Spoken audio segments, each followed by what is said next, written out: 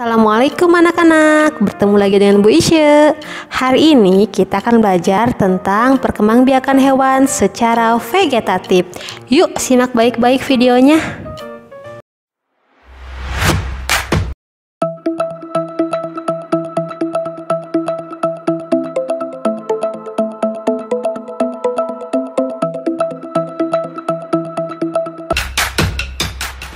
Tahukah kalian bahwa selain dengan perkembangbiakan generatif, hewan juga dapat berkembang biak dengan cara vegetatif.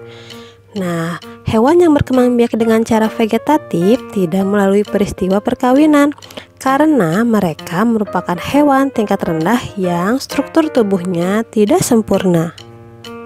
Perkembangbiakan vegetatif pada hewan dapat terjadi melalui pembentukan tunas, fragmentasi, membelah diri, dan partenogenesis. Salah satu cara perkembangbiakan vegetatif pada hewan yaitu dengan cara pembentukan tunas. Nah, tunas yaitu adanya pertumbuhan calon anak berupa tunas yang menempel pada tubuh induknya hingga dia cukup dewasa untuk dapat melepaskan diri. Nah, contoh hewan yang berkembang biak dengan membentuk tunas adalah hidra dan anemon laut. Tunas hidra tumbuh pada tubuh induk hidra. Tunas tersebut mirip dengan induknya. Ketika tunas tersebut mulai tumbuh mulut dan tentakel serta bisa hidup mandiri, tunas akan memisahkan diri dari tubuh induknya.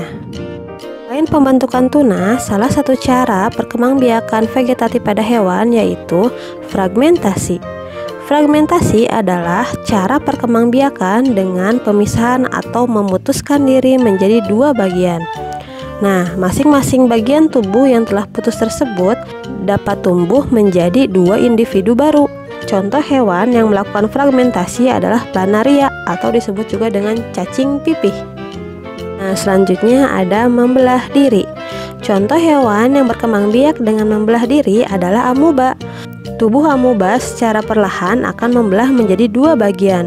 Nah, dua bagian yang terpisah masing-masing memiliki bagian-bagian tubuh yang sama, yaitu inti sel dan cairan sel. Setiap bagian dapat tumbuh menjadi individu yang baru. Nah, cara selanjutnya yaitu dengan partenogenesis. Partenogenesis merupakan cara perkembangbiakan hewan tanpa melalui proses pembuahan.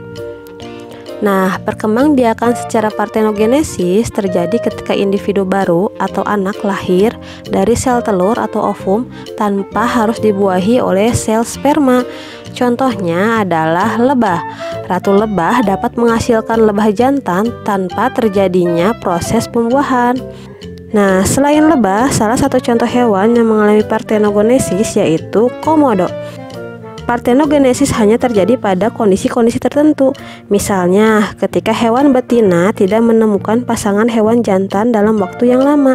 Dalam kondisi demikian, komodo akan mengalami partenogenesis sehingga kelestarian jenisnya dapat terpelihara. Nah, itulah cara-cara perkembangbiakan vegetatif pada hewan. Semoga kalian tidak mudah puas ya dan mencari ilmu yang lainnya. Cukup sekian yang dapat Bu Isye sampaikan. Semoga bermanfaat. Assalamualaikum anak-anak.